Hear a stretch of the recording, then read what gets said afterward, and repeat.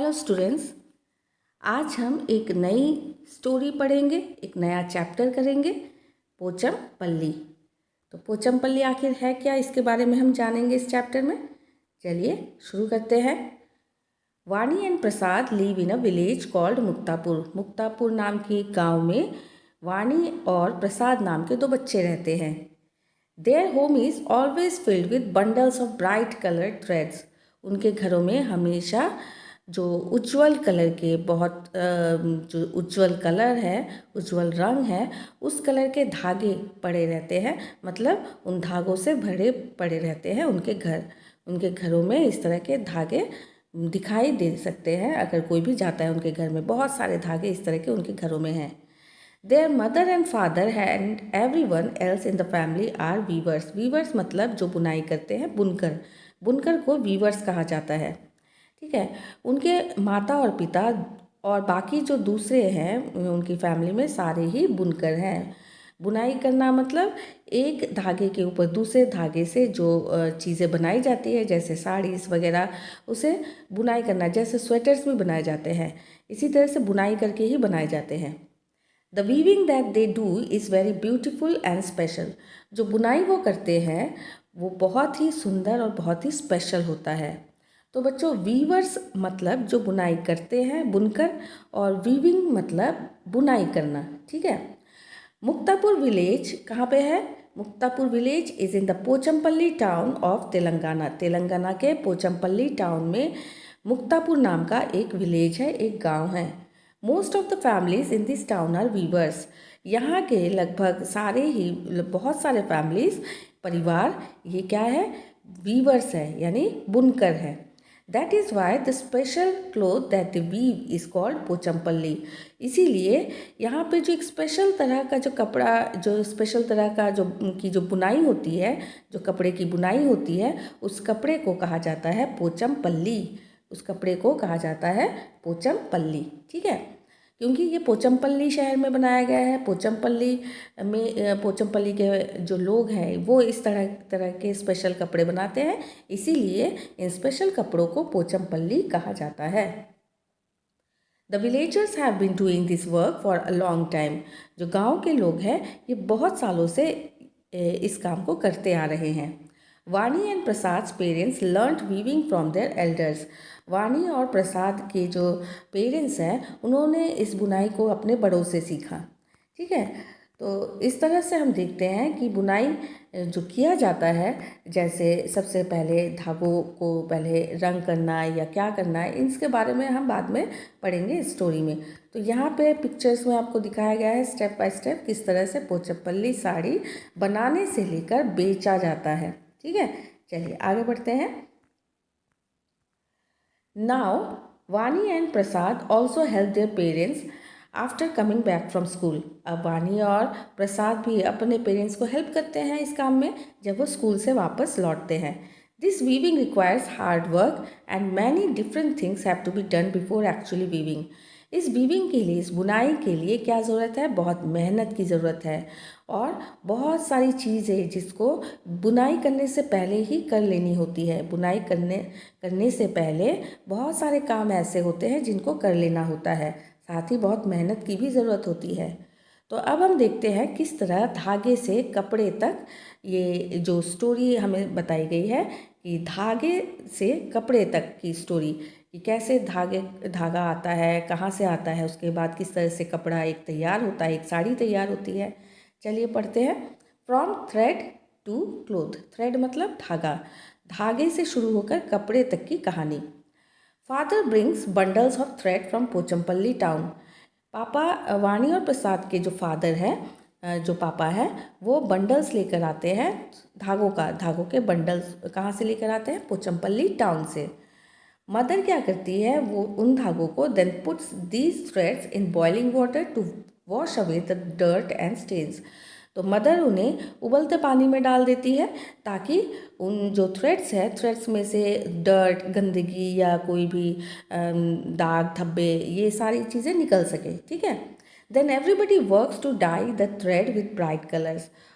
इसके बाद क्या होता है? इसके बाद का स्टेप है कि सभी लोग फिर डाई करते हैं। डाई मतलब कलर करना, डाई मतलब कलर करना। तो सभी लोग क्या करते हैं, इस जो थ्रेड है, थ्रेड को डाई करते हैं, ठीक है। और किस कलर से करते हैं, ब्राइट कलर से, चमकदार कलर से, ताकि दूर से दिखे ये colour. These threads are then dried and rolled into bundles. अब इन थ्रेड्स को, ये जो कलर क्या है, इन थ्रेड्स को सुखाया जाता है और फिर रोल किया जाता है गोल गोल करके बंडल्स में, ठीक है।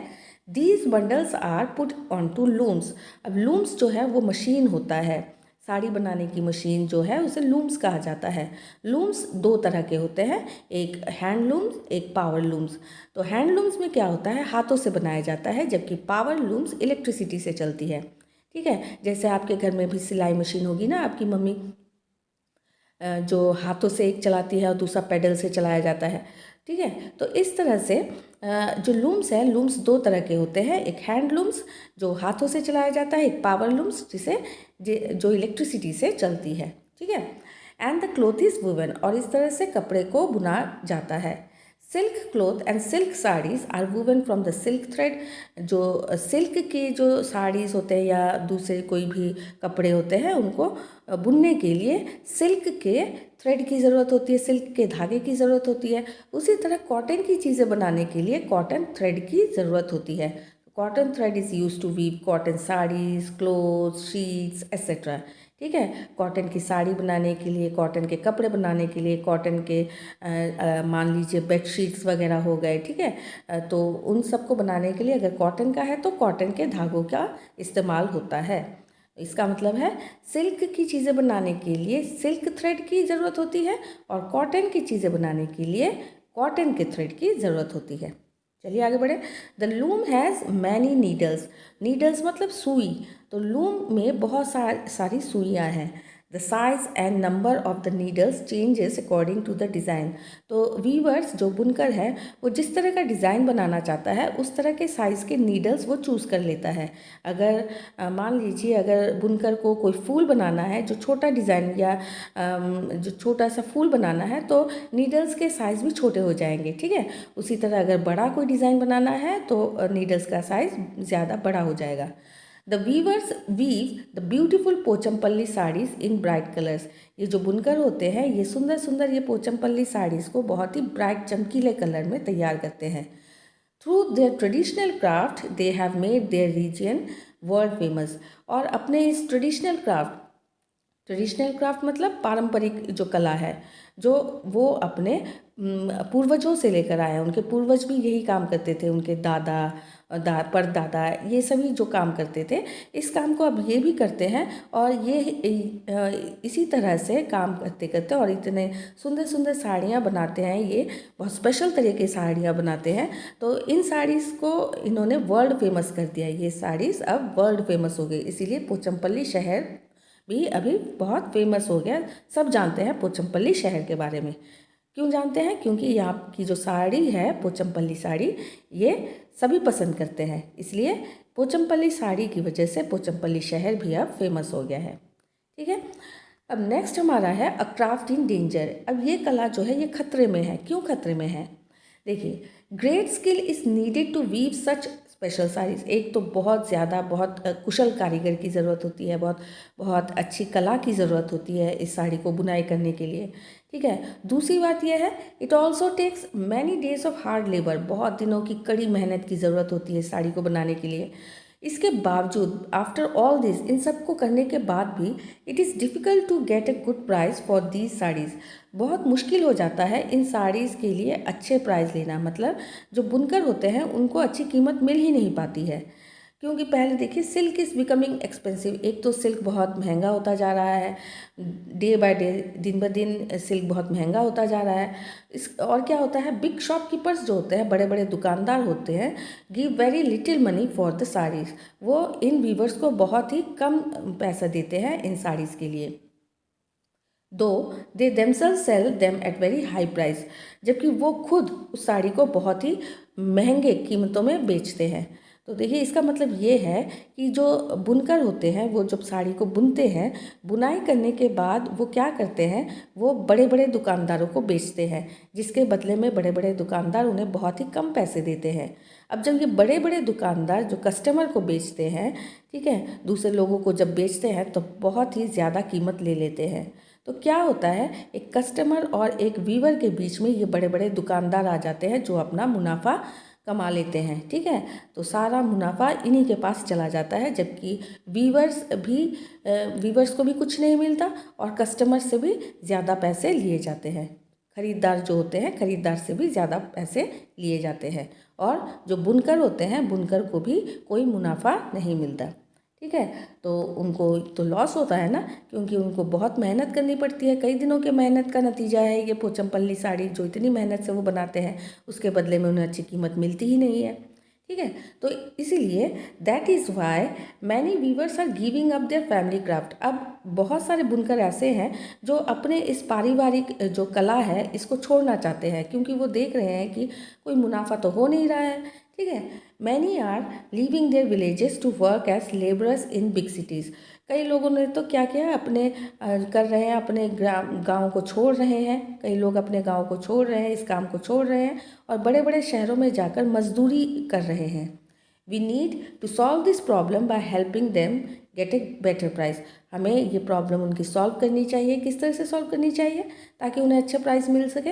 हमको जो बीच के जो बड़े दुकानदार हैं उनसे ना खरीद कर हमें क्या करना चाहिए, इन बुनकर से ही डायरेक्ट हमें खरीदना चाहिए, ताकि इनको भी मुनाफा मिले अपने कामों का, है ना। Otherwise this precious craft will be lost for ever. अगर ऐसा ना हो, अगर उन्हें अपना काम ज़बरदस्ती इस तरह से मजबूरी में छोड़ना पड़े, तो ये जो प्रेशियस मतलब बहुत ही कीमती, ये जो कीमती कला है ये हमेशा के लिए खो जाएगा। और इसका मतलब है जो हमारी जो नेक्स्ट जनरेशन है वो कभी जान ही नहीं पाएगी कि इस तरह की साड़ीज़ भी बनाई जाती थी या कैसी होती होंगी ये दिखने में। अब डिस्कस। वानी and Prasad learned this beautiful craft from their family members. वानी और प्रसाद ने तो इस सुंदर सी कला को अपने फैमिली मेम्बर्स से सीखा। When they grow up, do you think they will be able to teach their children the skills of this craft? जब वो बड़े होंगे, क्या आपको लगता है कि वो अपने बच्चों को इस कला को सिखा पाएंगे? बिल्कुल सिखा पाएंगे, है ना, क्योंकि उन्होंने भी अपने पेरेंट्स से सीखा, तो वो भी अपने बच्चों को सिखा पाएंगे। राइट इन योर नोटबुक, अपने नोटबुक में लिखिए, have you ever seen anybody weave something on a loom. क्या आपने कभी देखा है कभी किसी ने इस तरह से बुनाई की हो लूम में, ठीक है। हाँ बिल्कुल, हम देख सकते हैं, जैसे कपड़े बुनते हैं ना, उस तरह से हम देख सकते हैं कि लूम में हमने टीवी वगैरह में भी तो देखा है ना। तो कई लोग शॉल बुनाई करते हैं कश्मीर में जैसे, है ना। What were they weaving and where, और वो क्या बुनाई कर रहे थे और वो कहाँ पे इस तरह का आपने देखा है, ये आपको लिखना है, ठीक है। The threads of a sari are dyed. जो साड़ी बनाने के लिए जो जिस धागे का इस्तेमाल होता है उसको पहले कलर किया जाता है या रंग किया जाता है, डाई किया जाता है। Do you know of any other thing that is died. क्या आप जानते हैं कोई ऐसी चीज़ जिसको रंग किया जाता है? बिल्कुल, जैसे वुलन क्लोथ्स है, जैसे स्वेटर वगैरह है हमारे, वो तो हमें शीप से मिलते हैं, और जो शीप से जो वूल मिलते हैं वो तो वाइट कलर के होते हैं, है ना। तो फिर क्या होता है, जैसे हम रंग बिरंगे स्वेटर्स देखते हैं, उनको पहले वुलन जो थ्रेड है उनको पहले कलर या डाई किया जाता है, उसके बाद ही इस तरह के स्वेटर्स या वुलन क्लोथ्स तैयार होते हैं, ठीक है। If you visit Vani's village it seems as if the entire village is weaving saris. जब आप वानी के विलेज में विज़िट करेंगे या जाएंगे तो आप देखेंगे कि पूरा गांव साड़ी बुनाई करने में बिजी है या साड़ी बुनाई कर रहा है। Do you know of any other work which many people living in one place do. क्या आप जानते हैं ऐसा कोई काम जो कि एक ही जगह पे रहने वाले लोग करते हैं? हाँ बिल्कुल, आपने क्लास 3 में पढ़ा है ना, पॉटरी। पॉटरी ऐसा जो है, पॉटरी एक क्राफ्ट है या हैंडी क्राफ्ट हम कह सकते हैं। हैंडी क्राफ्ट मतलब हाथों से किए जाने वाला क्राफ्ट या काम, ठीक है। तो इसको ज़्यादातर एक ही गांव के लोग ज़्यादातर करते हैं, ठीक है। Do they make some articles, वो कुछ बना रहे होते हैं उस जो पॉटरी जो होते हैं, पॉटर्स जो होते हैं वो उससे क्या बना रहे होते हैं, वो पॉट्स बनाते हैं, टॉयस बनाते हैं, है ना। Find out the process of making the article, what are the different steps. तो आपको प्रोसेस बताना है उस आर्टिकल को बनाने के प्रोसेस, जो आपने क्लास 3 में भी पढ़ा है। तो स्टेप्स आपको बताना है क्या क्या किया जाता है। सबसे पहले डो बनाया जाता है, उसके बाद उसको पॉटर क्या करता है, पॉटर्स व्हील में डालता है, उसके बाद अपने इमेजिनेशन से कोई शेप दे देता है, उसके बाद उसको सुखाया जाता है धूप में, फिर उसको बेक किया जाता है किल में, उसके बाद उस पॉट को या टॉय को जो मिट्टी का खिलौना होता है उसको डाई किया जाता है या कलर किया जाता है। ठीक है। Do man and women do different kinds of work to make this article, क्या मैन और वुमेन, औरत और मर्द क्या अलग अलग काम करते हैं इस चीज़ को बनाने के लिए? नहीं, ये शेयर करते हैं आपस में कामों को। तो do children also contribute in making this article, क्या बच्चे भी कुछ कंट्रीब्यूट करते हैं, क्या बच्चे भी हेल्प करते हैं? बिल्कुल करते हैं, वो पेरेंट्स की हेल्प करते हैं इन आर्टिकल्स को बनाने में। ठीक है। Talk to an iron smith, iron smith कौन होते हैं? जो लोहे का काम करते हैं। ठीक है। कारपेंटर कौन होते हैं? जो वुडन क्राफ्ट बनाते हैं या लकड़ियों से चीज़ें बनाते हैं। और पॉटर कौन होते हैं? जो मिट्टी से चीज़ें बनाते हैं। तो उनके नेचर ऑफ देयर वर्क लिखना है, वो क्या काम करते हैं। ठीक है। Where did they learn to do their work, उन्होंने कहाँ से सीखा होगा अपने काम जो वो करते हैं? वो अपने एल्डर्स से ही सीखा होगा। ठीक है। What else did they need to learn to be able to do this work, pottery जो बनाता है, जो पॉटर्स हैं वो जो अर्दन पॉट्स या टॉयस वगैरह बनाते हैं, तो ये तो हो गया उनका कि उन्हें ये काम सीखना चाहिए। इसके अलावा उन्हें और किस चीज़ की ज़रूरत होती है इन काम को करने के लिए? देखिए, सबसे पहले क्रिएटिविटी होना चाहिए, उनके अंदर इमेजिनेशन होना चाहिए, उन्हें किस तरह से चीज़ को बनाना है, कैसे बनाना है। ठीक है। किस तरह से बनाने पर वो सुंदर दिखेगा, तो ये एक इमेजिनेशन, एक क्रिएटिविटी उनमें होनी चाहिए। ठीक है। चलिए आगे बढ़े। Have they taught this work to anybody in their family, हाँ वो उन्होंने सिखाया है अपनी फैमिली में, उनकी फैमिली जब जैसे एक फैमिली में बड़े बुजुर्ग अपने नेक्स्ट जनरेशन को सिखाते हैं, और टू एनीवन एल्स, बिल्कुल जिनको अगर उन्हें लगता है कि कोई इसे सीखने लायक है तो उन्हें भी सिखा देते हैं। The table below has the list of different kinds of work that people do. Do you know people who do such work? Write their names in the first column. In the next column, write from whom they have learned their work. तो यहाँ पे आपको एक table दिया गया है, यहाँ पे काम दिया गया है, किस तरह का काम। यहाँ पे आपको उन लोगों के नाम लिखने हैं जो इस तरह का काम करते हुए आपने देखा है, और इन्होंने ये कहाँ से सीखा है ये भी आपको फिल करना है। ठीक है। तो कुकिंग का जैसे मदर हो गई, मदर, आप अपनी मदर का नाम लिखिए, उन्होंने कहाँ से सीखा है? अपनी ग्रैंड मदर से सीखा होगा, है ना। साइकिल रिपेयर करते हुए आपने किसी को देखा होगा, है ना, जो रिपेयरिंग की, साइकिल रिपेयरिंग की जो शॉप है, उस शॉप में किसी को आपने देखा होगा, उनका नाम लिखिए, उन्होंने ये कहाँ से सीखा है ये भी आप लिखिए। या तो उन्होंने ट्रेनिंग ली होगी। फ्लाइंग एरोप्लेन्स, जिनको भी आपने देखा है आप नाम लिखिए और कहाँ से सीखा है। फ्लाइंग स्कूल्स होते हैं वहाँ से सीखा होगा, या इंस्टीट्यूट होते हैं वहाँ से सीखा होगा। स्विंग एंड एम्ब्रॉयड्री, जो सिलाई करना या एम्ब्रॉयड्री करना, जो धागों से सुंदर से फूलों को बनाना, इन सारी चीज़ों को आपने किसको करते हैं? अपनी मम्मी को देखा होगा।